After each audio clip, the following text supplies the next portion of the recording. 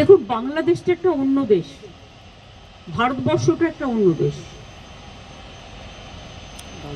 একটা দেশ আর একটা দেশের সম্বন্ধে যদি কিছু করে, সেটা সেই দেশকে করতে হয়। আমরা দুঃখিত, আমরা মর্মাহত। অনেক মানুষ আগেও মারা গেছে, এখনো অত্যাচারিত হচ্ছে। আগেও আন্দোলনেও অনেক ছাত্রছাত্রীরা মারা গেছে এবং আজও তার রেস চলছে। এবং আমরা তো কেউ ঘটনাটাকে সমর্থন করছি না। যে কোনো ঘটনায়, যে কোনো ধর্মের ওপরেই হোক না কেন, আমরা সেটাকে সমর্থন করি না। কিন্তু এক্ষেত্রে আমাদের ভূমিকা খুব লিমিটেড। তার কারণ এটা হচ্ছে, যেহেতু আমরা আলাদা দেশ, বাংলাদেশ আলাদা দেশ, এটা ইন্ডিয়া গভর্নমেন্ট বাংলাদেশ গভর্নমেন্টের সাথে কথা বলতে পারি, বলে অ্যাকশন নিতে পারি। আমরা এটুকু বলতে পারি যে আমরা এক্সটার্নাল অ্যাফেয়ার্স পলিসির ব্যাপারে তৃণমূল কংগ্রেসের স্ট্যান্ড হচ্ছে যে যখনই গভর্নমেন্টে থাকুক না কেন, আমরা গভর্নমেন্টের স্ট্যান্ডটাকে সাপোর্ট করি।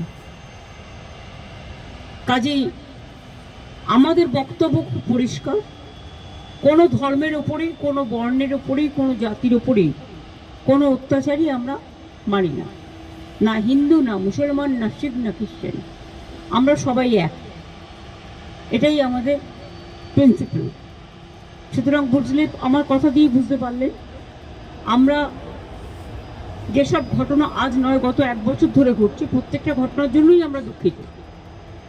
কিন্তু দুঃখিত হলেও আমরা যেহেতু একটা অন্য দেশের নাগরিক এবং আমাদের স্টেট গভর্নমেন্ট আছে, কিন্তু সেন্ট্রাল গভর্নমেন্টও আছে, সুতরাং এটা জিওআই মানে government of India can take up the matter with the Bangladesh government. এটা বোথ দ্য কান্ট্রিজ কথা বলতে পারে, সেটেল করতে পারে। এক্ষেত্রে আমাদের তো কোনোভাবে ইনভলভ করা হয় না এবং আমরা জানিও না। তিস্তা ব্যাপারে চুক্তি হয়ে গেছিল, আপনারা জানেন, যে আমাদের জানানো হয়। কাজে আমাদের দিক থেকে আমরা বাংলাদেশকে ভালোবাসি, বাংলাদেশও আমাদের ইন্ডিয়াকে নিশ্চয়ই ভালোবাসে, বাংলাকেও ভালোবাসে।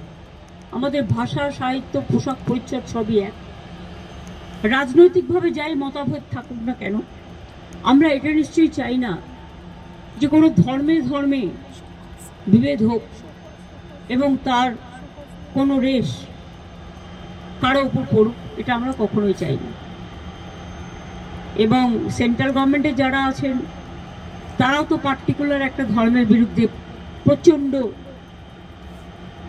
একটা ভিন্ডিকটিভ অ্যাটিটিউড নেন। আমরা মনে করি কোনোটাই ঠিক নয়। মন্দিরও থাকবে, মসজিদও থাকবে, গুরুদ্বারাও থাকবে, গির্জাও থাকবে। ধর্ম যার যার, আপনার উৎসব সবার। আমরা শান্তির পক্ষে, আমরা উন্নয়নের পক্ষ।